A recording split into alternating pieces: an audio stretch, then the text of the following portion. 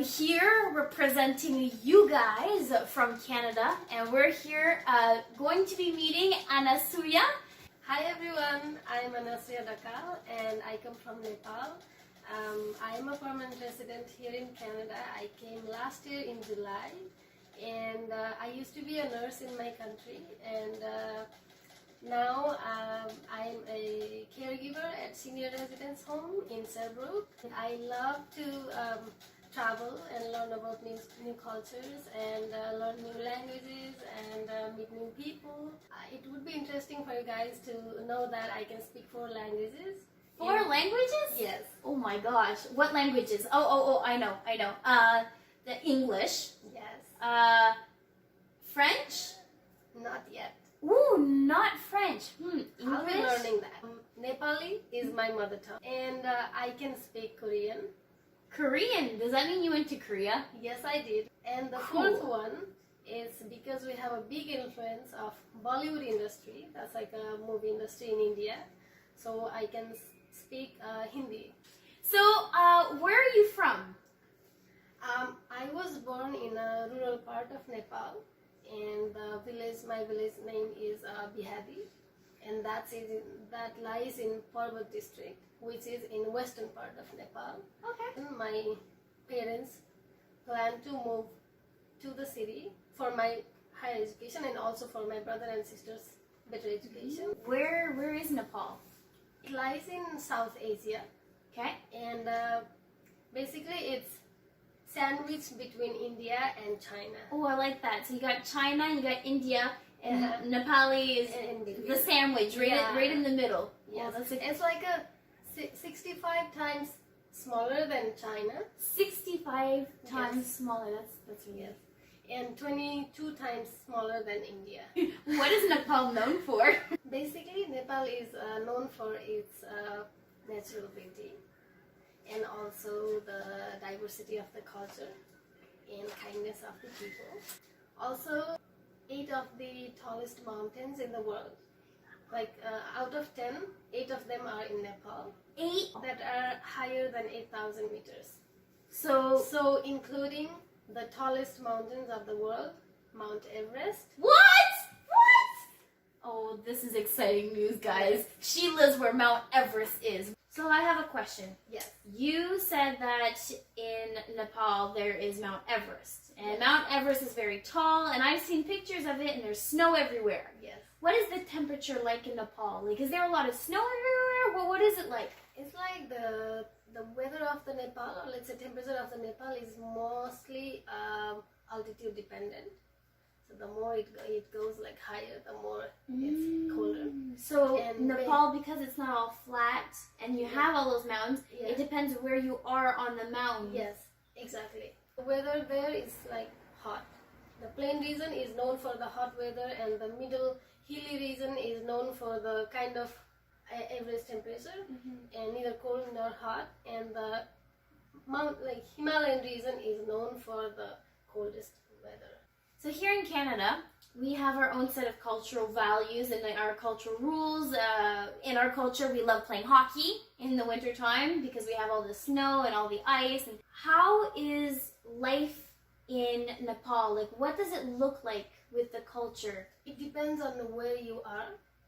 So if you are in a rural part, the life is a little bit different. Like you are going to the jungles and getting the things from You're there. still doing your own work. Yeah, You're not yeah. going to a store that has everything.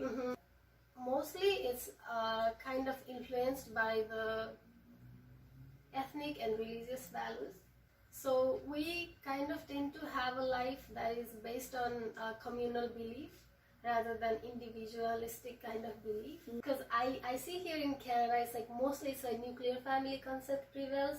In my husband's home, we have like parents-in-law, and then my husband, his brother's family, us, and then our children.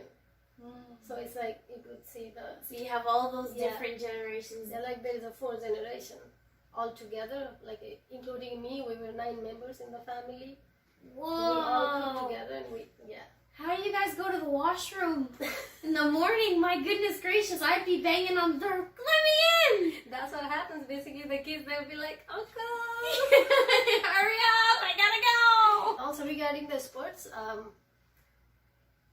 mostly in the outdoor games, it's like football, volleyball, basketball, badminton. Those are the games. And cricket.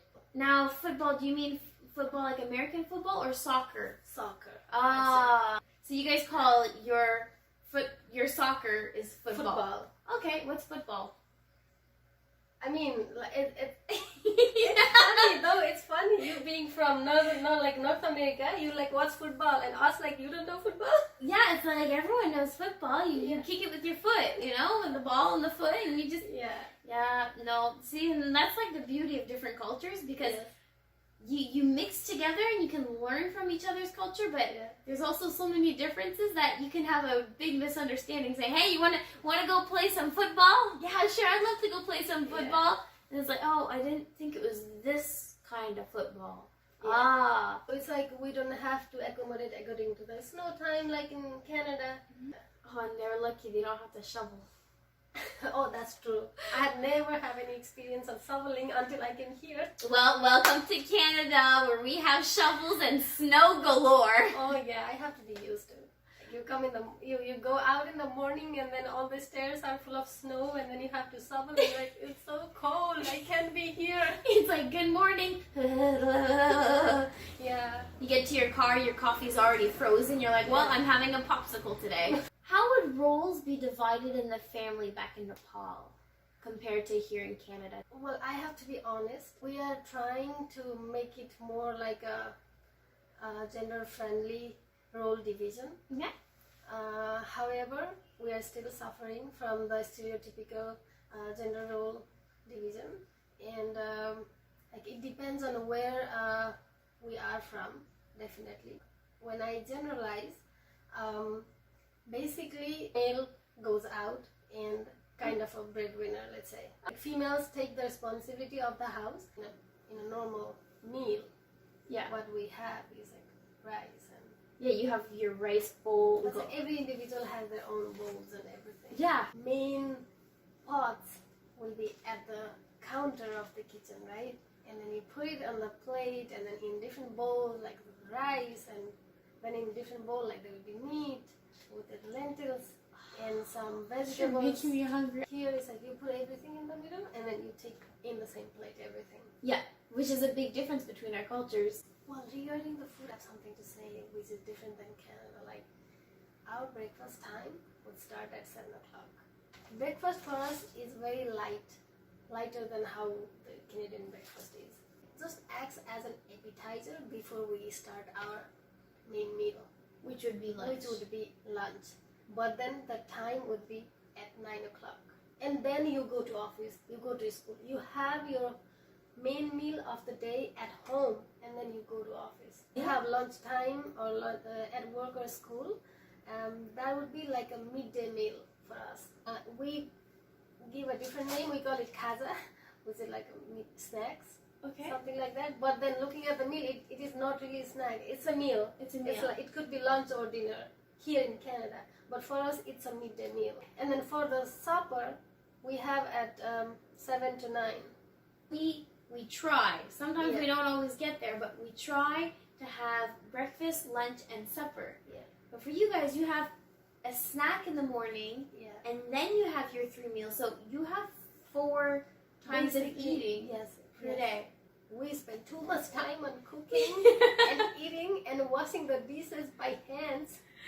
Most of the time, like female members of the house, they get up in the morning, they have to clean the house, like sweep and mop and everything, and then cook the food, like make the breakfast, cook the morning meal for everybody, get it ready by like 9 o'clock, and then serve them, send them to the office or school, and then do the dishes and everything. Like it's already, the morning is gone, and then it will be afternoon, and you have to make the midday meal, and it's like you cook every day, and then you do the dishes and everything, and then after you are done, it will be like few hours, and then you're like, oh, okay, it's my supper time. What would be something culturally acceptable when you meet someone? Like you can greet with this gesture. This is like namaste. And Okay. This is like you say namaste. If somebody that is like senior to you, or like somebody that is respected person. And if somebody that is like just a friend, it's like these days people say hi and people even hug. That's Okay. but you should be like a friend. You know, the individualistic system. I think we criticize that, and then we are scared in that part. Maybe like people are not too polite or something like that. But then I come here, I find it completely different. I'm like, no, Canada is different. People are so polite, and I find it amazing here. Like I feel I'm here without my family, but I feel so welcomed. And I'm like, I didn't imagine that. I thought I would struggle so hard alone, but then still like I feel like I have my family, type of friends. Tell me a fun fact about Nepal. In Nepal, Yeah. we are living in the future. What? You're living in the future? It's the Nepali calendar. Okay. It is 2077. Whoa. Hold on. Did I hear you right? Did you say it's 2077? Yes. She's from the future, guys. If you have questions, if you want to know what your future is, you ask me and I'll ask her. She'll say what happens in the future. Why is it 2077? It's we use the lunar calendar. Okay. And so it's 57 years, 8 months, 8.5 months. It's like you have to add on the English year to make it a Nepali year. When your birthday is, your birthday... I would think as 2046, but then no, I was born in 1990. All right, so I think I saw that maybe you would have brought some traditional clothing. Oh, yay! So I was wondering if we can possibly see and learn a bit about how you guys dress. Okay, I have like casually, like we can wear like this and go. Dressing in Nepal is like, for a girl, do not sew body parts as much as possible. And what would But for the cultural dress, and we have different cultural dresses, which are usually the red colors. Okay. And I have brought a informal, casual cultural dress. I have my wedding dress. Woo! Yeah. So I can put that on you. Okay. We'll see how you look in a Nepali wedding dress. Wonderful, let's do it. Let's make Valerie a bride, Nepali bride. Maybe my bridesmaid. Yes. All right, let's do it. All right.